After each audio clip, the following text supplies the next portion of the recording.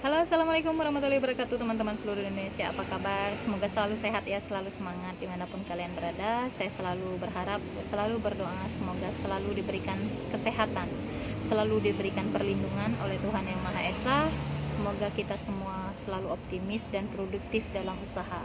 Dan terima kasih buat teman-teman yang memang sudah menunggu update terbaru dari video-video saya. Dan terima kasih banyak yang sudah dukung serta support channel YouTube saya. Dan buat teman-teman yang masih baru nonton aja, belum support channel ini, silahkan di subscribe dulu. Dan kembali lagi kita bersama channel Pandora. Di sini kita bisa saling berbagi cerita, bertukar pikiran, serta berbagi pengalaman seputar permasalahan yang dihadapi dalam hal penggunaan aplikasi pinjaman online. Baik itu permasalahan yang dihadapi oleh teman-teman sendiri ataupun yang dihadapi oleh orang-orang terdekat kita. Di kesempatan kali ini saya akan mengangkat sebuah tema. Temanya ini berisikan sebuah pengalaman dari salah satu teman kita juga yang berdomisili di daerah Jabodetabek. Dan dia ini terjebak di dalam belasan aplikasi pinjaman online dan ini akan gagal bayar semua.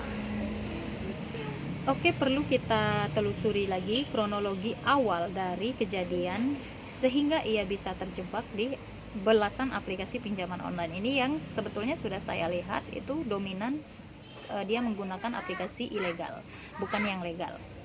Hanya saja kita sebut aja debitur ya. Hanya saja debitur ini tidak menyiapkan psikologi yang memadai ataupun tidak menyiapkan mental yang memadai ketika suatu hari nanti ia akan mengalami kendala seperti ini. Ia akan mengalami gagal bayar seperti ini. Jadi ya seperti biasa, ketika memang kita sudah merasa akan gagal bayar, ketakutan-ketakutan yang menghantui serta membayangi selalu itu tentang teror serta ancaman-ancaman yang diberikan oleh tim DC aplikasi pinjaman online. Dan dia ini sudah sangat ketakutan karena dia tidak sanggup apabila nanti teman-temannya atau pacarnya ini sampai mengetahui bahwasanya ia terlilit hutang di aplikasi pinjaman online. Lantas dia sangat takut ya ketika memang teman-teman dan pacarnya ini tahu mereka akan meninggalkan debitur ini karena ya sudah drop, mungkin ya sudah collab dan terlilit hutang juga gitu. Jadi dia menganggap bahwasanya permasalahan yang ia hadapi ini adalah merupakan sebuah aib. Dan kenapa dia bisa terjebak hingga belasan aplikasi? Ya tetap sama aja dengan kasus-kasus gagal bayar yang lainnya. Kenapa bisa menumpuk hingga ratusan juta gitu kan, seperti video sebelumnya? Pasti karena adanya tindakan gali lubang tutup lubang. Tutup lubang yang lama, gali lubang yang baru, tutup lagi lubang yang baru, ini tadi gali lagi lubang yang baru lagi. Seperti itu juga. Jadi ya selama ini masih berjalan lancar dan masih bisa tertutupi, tapi sekarang sudah sampai di titik penghabisan di mana ia sudah tidak bisa mengajukan pinjaman ke tempat lain sementara tagihan-tagihannya sudah menumpuk. Cuman ya perlu kita bahas juga ya di sini, si debitur ini berada di circle kehidupan serta circle teman-teman yang suka poya-poya, suka party, dan dia mengikuti gaya hidup yang seperti ini. Jadi keuangan yang tidak memungkinkan, tetapi dia berusaha untuk mengikuti kebiasaan serta pola hidup yang sebenarnya tidak bisa ia jangkau. Jadi pencairan-pencairan yang ia terima dari aplikasi pinjaman online pada awalnya itu digunakan untuk yaitu untuk mentraktir teman-temannya, untuk mengadakan party, untuk ya mungkin membelikan barang-barang berharga untuk pacarnya gitu. Jadi ya untuk digunakan untuk gaya hidup, tidak seperti kebanyakan yang curhat ataupun kebanyakan debitur lain yang tukar pikiran bersama saya. Ini mereka memang membutuhkan pinjaman dari aplikasi ini untuk melanjutkan hidup karena memang sudah tidak memiliki pemasukan, entah itu karena PHK atau kehilangan pekerjaan atau kebangkrutan sebuah usaha gitu. Cuman yang ini beda, dia pergunakan ini untuk memenuhi standar atau gaya hidup yang sebenarnya tidak bisa ia gapai, cuman dia memaksakan diri. Lantas ketika sudah tiba masanya collab ini di depan mata, ia pun merasakan guncangan serta tekanan mental yang sangat kuat karena ia tidak sanggup apabila temannya ataupun hingga ke pacarnya ini mengetahui bahwasanya problem yang ia hadapi sekarang itu seperti ini. Ia terjebak di belasan aplikasi pinjaman online. Dia takut teman-temannya akan meninggalkan dia, pacarnya akan meninggalkan dia. Ya, sungguh dilema anak muda sebetulnya. Cuman ya saya akan tetap bahas di sini ya. Saya berikan semangat yang pertama ya.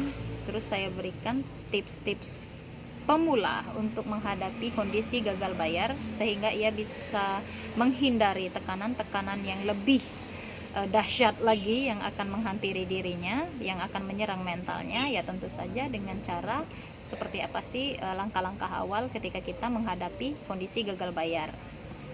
Kemudian saya sampaikan juga kepada debitur ini bahwasannya sebuah ketakutan yang ia rasakan, sebuah kekhawatiran yang ia rasakan tentang akan ditinggalkan oleh teman-temannya, diputusin sama kekasihnya gitu, itu adalah sebuah ketakutan sebetulnya yang sangat receh ya, sangat receh sebenarnya.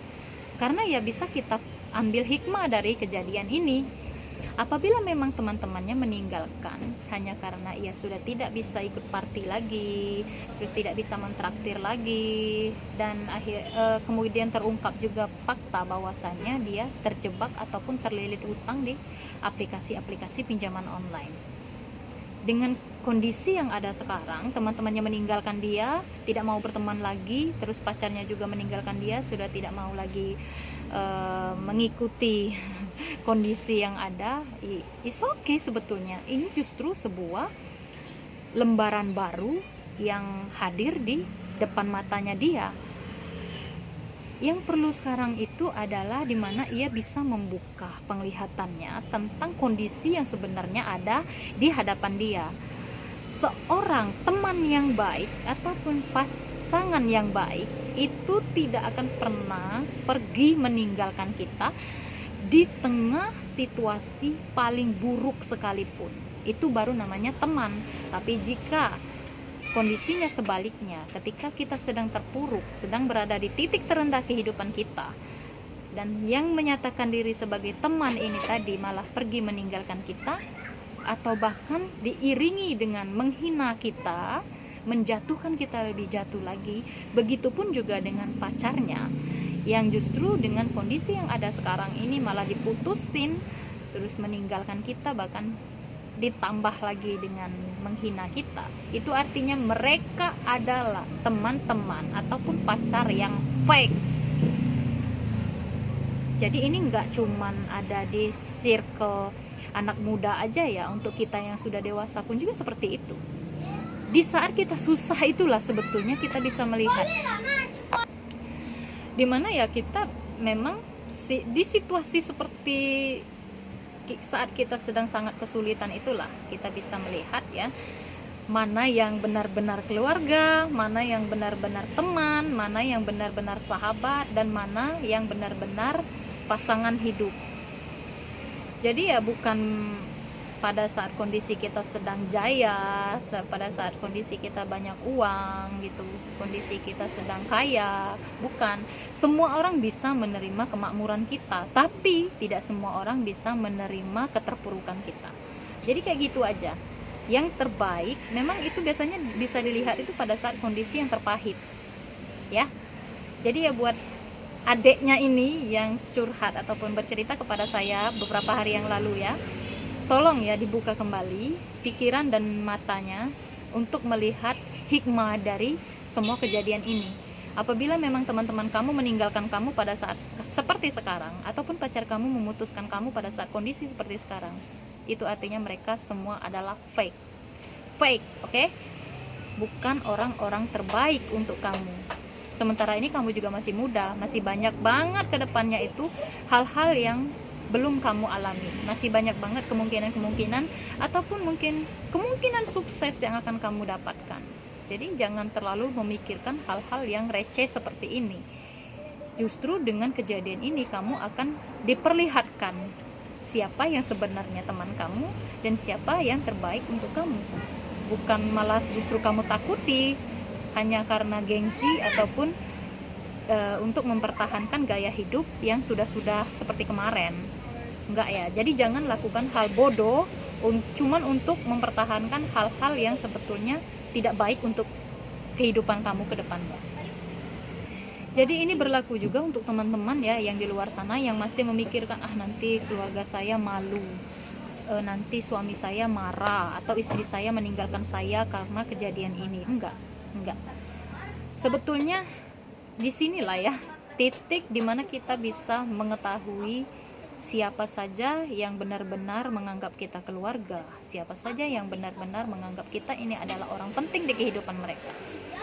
Karena sebuah kegagalan itu bisa dialami oleh semua orang, bukan hanya kamu aja kok ya. Mari kita buka kembali pemikiran kita, mari kita buka kembali penglihatan kita, bahwasanya kita bisa melihat sisi baik dari sisi buruk sekalipun. Jadi bisa kita melihat sisi buruk dari sisi baik sekalipun. Jadi gitu. Tidak perlu menakutkan sesuatu yang sebetulnya baik untuk kamu gitu. Karena sesuatu yang baik untuk kamu bisa saja tersembunyi di sebuah kenyataan terburuk yang ada di hidup kamu. Jadi motivasinya ya seperti itu aja. Jadi tetap semangat ya teman-teman. Untuk yang masih mengalami gagal bayar, tetap semangat. Apabila memang kalian belum mampu untuk membayar, dipersilahkan untuk dipending aja dulu. Lanjutkan aja kehidupan kalian, penuhi aja kebutuhan hidup kalian. Apabila memang sudah mampu, baru kalian rencanakan untuk menyelesaikan hutang-hutang kalian ini satu persatu. Banyak banget video yang saya bahas tentang ini di bawah, silahkan di scroll aja. Terima kasih untuk semua waktu yang sudah diberikan untuk menonton video ini sampai selesai. Sampai jumpa di video selanjutnya.